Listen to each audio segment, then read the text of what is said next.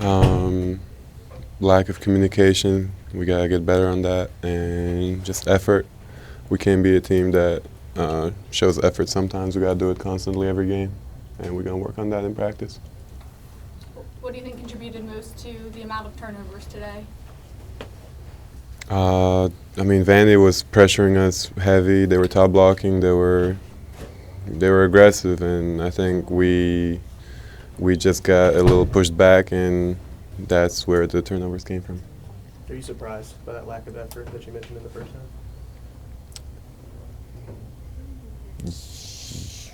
I mean, we just gotta get better, honestly. Like I said, we can't be a sometimes team. It happened. We can't change it no more. But we'll make sure we're better in the next game. Igor, do you see any things in common in the two road losses, or do you think it's just two totally separate games? I mean, that one was what, by 30. Mm-hmm. Here we fought back. We stayed in the game. We showed some toughness, some heart, and we had a free throw to tie the game. So I feel like this is a totally different game and totally different team from what was that 2 weeks ago. So we're going the right direction. We just got to be more consistent. Igor, it seemed like that was a fair amount of offensive rebounds and second chance points for Vandy today. Does that get back into the effort stuff, or is that sometimes the ball just going the wrong way off the rim? I mean, we can't give excuses that ball just bounced off. We got to box out. Our philosophy is to 5 guys on the backboard. So it just didn't happen today. And like I said, we got to be better next game. We will watch film. We'll find what went wrong, and we'll fix it. Igor, Rick talked about defensive miscommunications kind of for the first time this season. What do you feel led to those? It was loud. How can y'all be better with that in future road games then? Yell louder. That's something that Barnes was saying in practice. Why don't you think that translated to the game? I mean, we have a lot of guys that didn't know it was going to be like this. A lot of new guys, me, Fee, Chaz, half the team is new. So we didn't know that it was going to be this loud. Of course, coaches told us, but, it's a new experience for all of us. And, we got to be ready next time. It don't matter if it's loud, if it's quiet, we got to talk, we got to be on the same page, and that's how we're going to win games.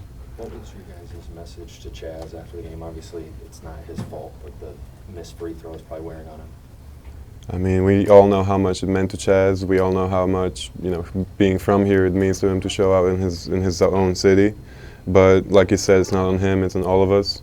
And we all got to get better collectively. It's not like one play or, one missed free throw decided the game. It might be my rebound or somebody else's turnover that led to the loss. But we're trying to encourage him to stay in it and not to hang his head, and just to walk our path and practice. We gotta get better, like probably Coach said a million times today.